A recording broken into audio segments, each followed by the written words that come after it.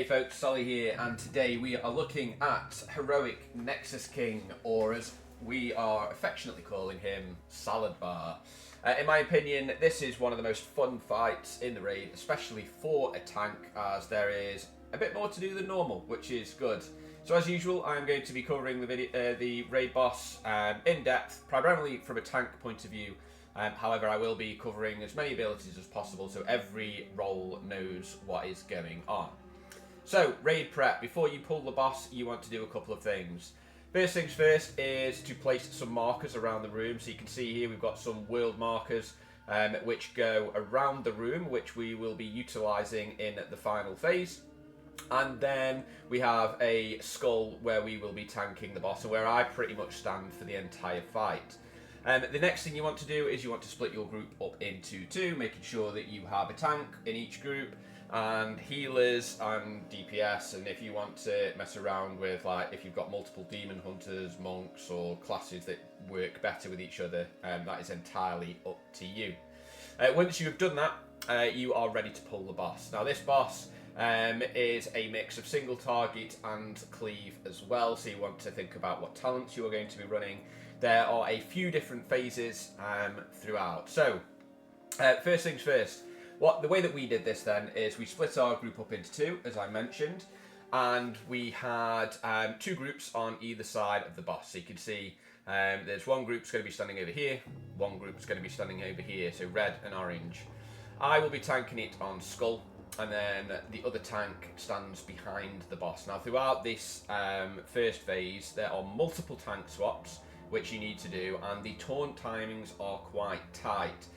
If you've got a really good weak aura, so I'm using the liquid weak auras, you've got a really good taunt cast bar, which as long as you've pressed taunt before that bar fills up, you know that you've successfully completed the mechanic.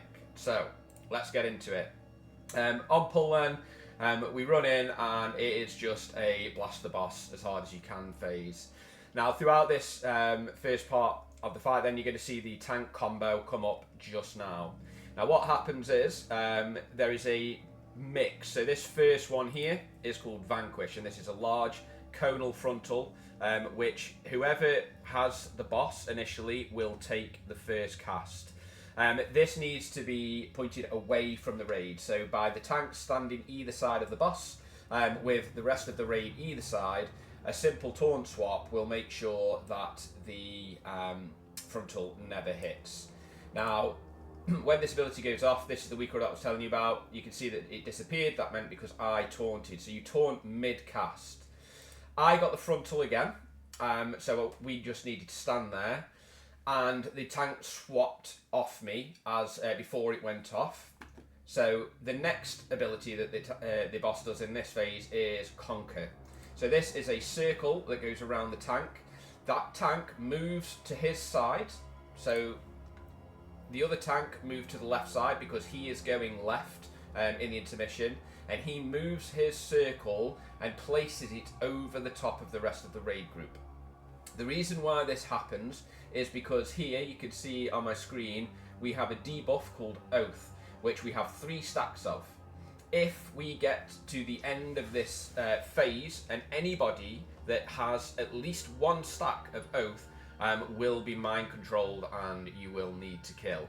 The way that you get rid of this debuff is by standing in one of these circles. So all that we did was we moved our soaks on top of the group so everyone could stand still, and as long as we did the taunt swaps correctly, we would get all of the raid group with their 3 stacks of Oath removed before the end of this phase. As soon as this goes off, I would then move back to Skull, and we would just rinse and repeat. Now throughout the fight you will get this ability called Claw, and DPS or healers, whoever it lands on, just needs to run. As soon as they get it, just run straight out and place them as far away from the group as possible. Look at which direction it's going in and run to a position that makes the most amount of sense. As you can see, the tank combo comes 3 times, and it does change. It doesn't matter what it is, as long as you get the circles over your respective groups. But sometimes you'll get 2 frontals in a row, sometimes you will get it alternate, or it could be completely different. And just do your best to avoid the beams that move throughout the raid, as is possible. That is pretty much this first bit. Once you have then got through this phase and it moves to the last tank combo, you can see now that my Oath debuff has disappeared. That's because I've taken 3 circles and the rest of the raid group will have done the same.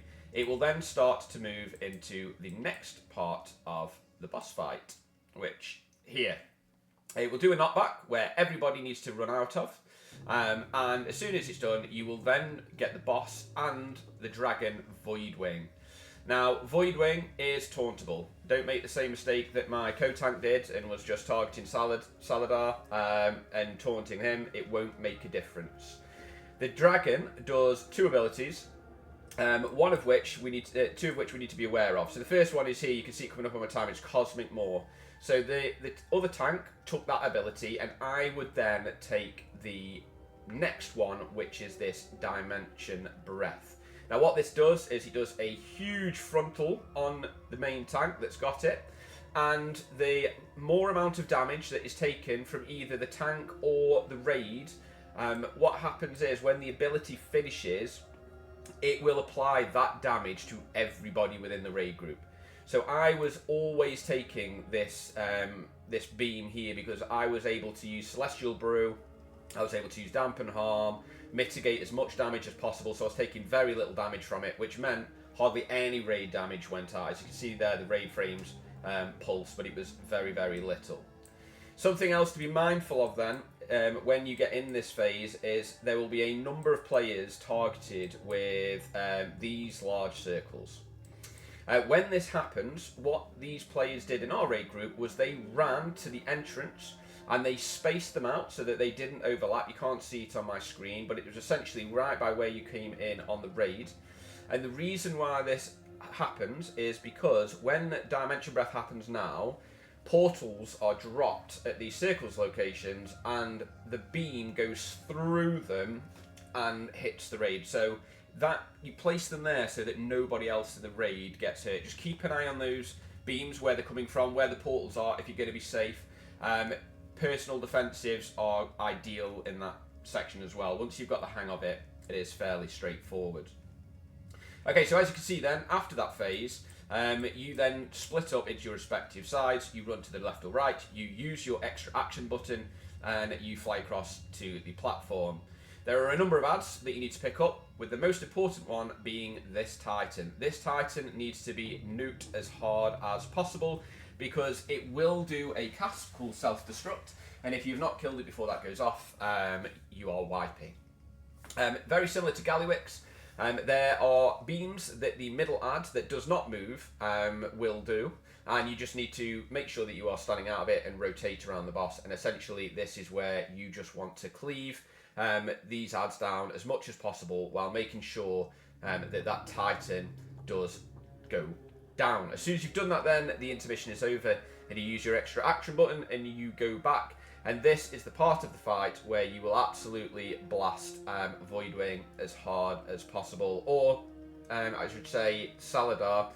Stay focused on him and get him down as much as possible. And the reason why you want to be focusing Salhadaar is because when the next phase happens and you start damaging the dragon, and this is where we popped Lust and such, is dependent on how much health the dragon has left by the end of it. It does increase Salhadaar's health when he goes into the final phase.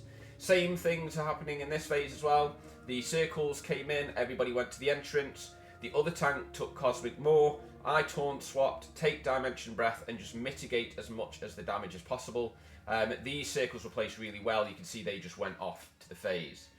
The next intermission comes in then, and it is just Voidwing. This is where we popped Lust, we popped all of our CDs. Claw goes out across the entire raid room, and you just watch your feet and pump as hard as you can to get this dragon down as much as possible. Once this intermission is done, the dragon disappears and you will then move into the final phase, which has a completely new set of mechanics, and which is where the world markers that we placed at the start of the fight comes into play. So Salhadaar comes back, you see, and we've got him down to 23% as we go in to make it as easy as possible. Now here, you can see players being marked with like a void circle around their feet. And what they need to do is they need to move to an empty world marker and go and stand in it. Galactic Smash goes off on the tank that has it. So the tank also gets this ability and needs to make sure that they make it to one of the world markers. And at this point, I then take the boss off the tank and bring him back to the middle of the room. Now, if done correctly, you will have these stars. Now, you can see here that we didn't do it quite properly on our first kill. And these orbs will then start to rotate around the room. Now, the idea is that if you do it correctly, you stand in the middle of the room, and then this ability starts to happen. So these stars will start to do an effect very similar to Silken Court, where the rings come out of the star and they start to expand, which means they overlap. So if done correctly, you stand in the middle of the room as an entire raid group, and then when it starts, you move to a safe spot just to the side, which you can see me trying to work out which way to go, yeah, in here. And then once the middle becomes free again, you can then stand in the middle for the rest of it, and the rings will not come in here. So this is just an opportunity to get an easier time. So that's why those world markers go where they go. It is to make this phase as easy as possible. Star Killer Swing then comes out on the raid, and as you can see, I now have a red line coming from the boss towards me. This ability needs to be pointed at one of the stars which are rotating around the room, and when you hit them, they will disappear. Now, you do not want to send those lines through the raid group, and you don't want to hit the same star as somebody else, and you need to make sure that you are clearing as many stars as possible. You can see there that we missed the last one, or it was just aimed at the same one. It is a bit like funny at times. But other than that, if you have followed this guide and you get as much damage into Voidwing as possible, and you give yourself as best chance in that last phase to keep Salhadaar as low as health as possible, you shouldn't see too many of those stars. Get the positioning right on the world markers, and you should have a far easier time.